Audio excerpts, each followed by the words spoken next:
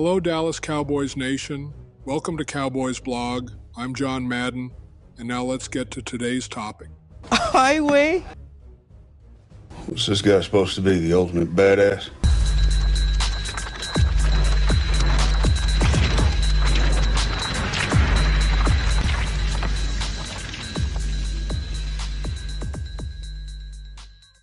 Hey, what's up, everybody? Today we're going to talk about Donovan Ezeiruaku. Okay, this is serious. Dallas Cowboys news, Dallas Cowboys rumors, Dallas Cowboys training camp, and everything in between. All right, so let's get right into it, man. Today, we're going to talk about how many sacks could Donovan have, the rookie out of Boston College. All right, we're gonna look at facts here. This isn't one of those fluffery videos that everybody's posting right now. It is, I think, season. All right, and I can't take credit for that. That comes from my boy 1980. He came up with this "I think" season. So, this video is not that. It is based on factual information. All right, we're gonna break it down to you. We're gonna go back 25 seasons. All right, and how we're gonna predict and kind of give you a realistic estimation is how many sacks will Donovan Ezeiruaku have in his rookie campaign. Right, let's break it down. So the last 25 seasons, what has the average been for a rookie edge rusher? So breaking this down over the last 25 seasons, think about all the pass rushing extraordinaires, everybody who has had outstanding rookie seasons.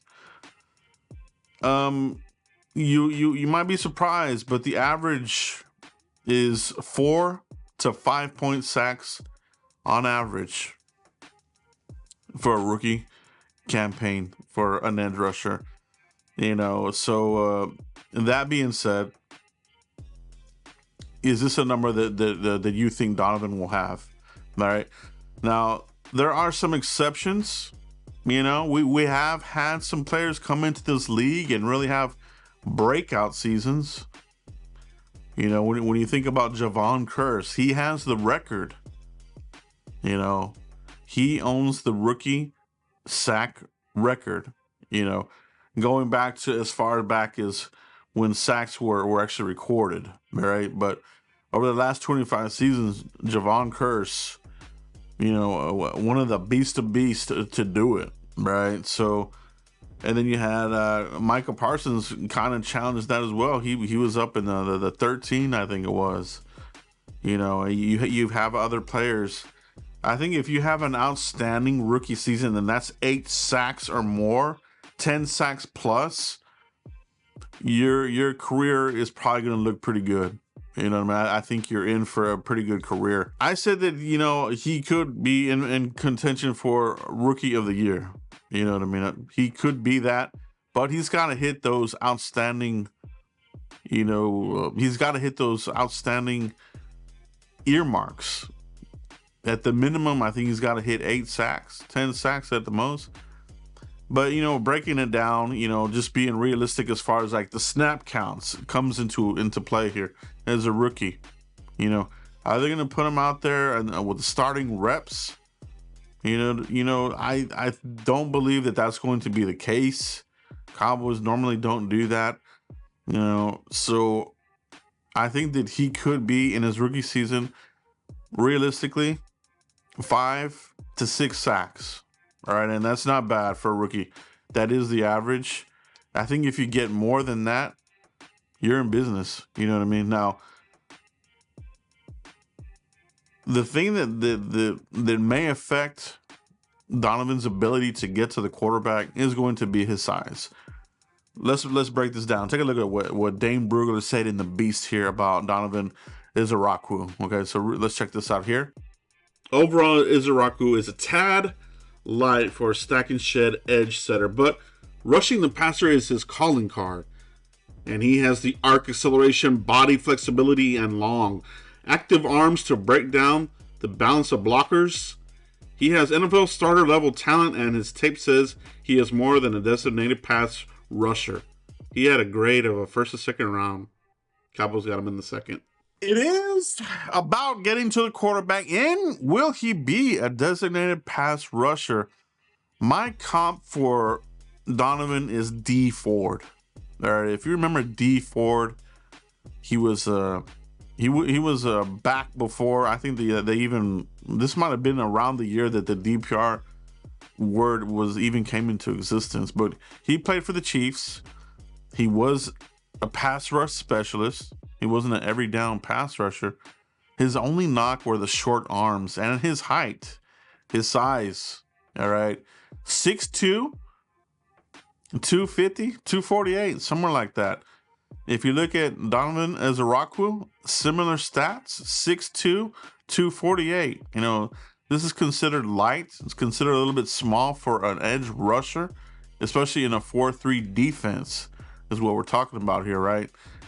So D Ford had some success, but he kind of flamed out really quick. You know, the pounding of going up against some of the elite tackles in this league just take a toll on him.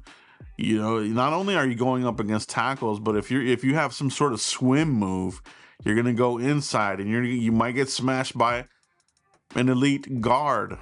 You know, so is he gonna hold up? Is only gonna be my concern. Now where he has really good physical traits are the length, his arms, right? He has arms that you want. He's kind of like a DeMarcus Ware, Anthony Spencer, DeMarcus Lawrence, where these guys had long arms, you know, and they could affect the passing lanes.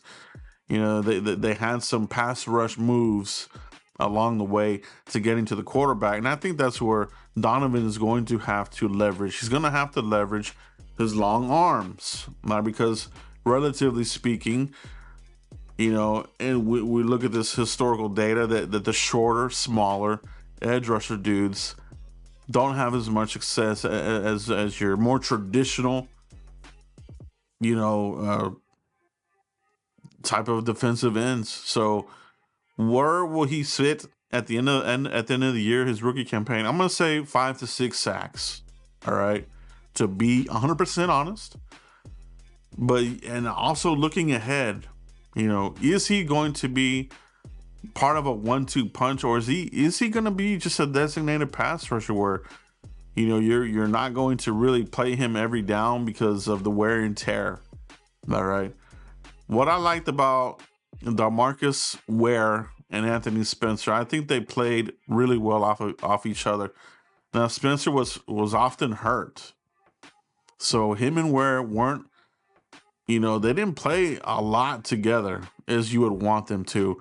And I'm wondering if that's going to be the case here with the Cowboys. You know, where is he going to end up on the depth chart? I think he's a way better player than Sam Williams. Sam Williams is a little bit too slow. You know, that doesn't quite have it up here. You know, Marshawn Nealand, he is your Tyron Crawford player.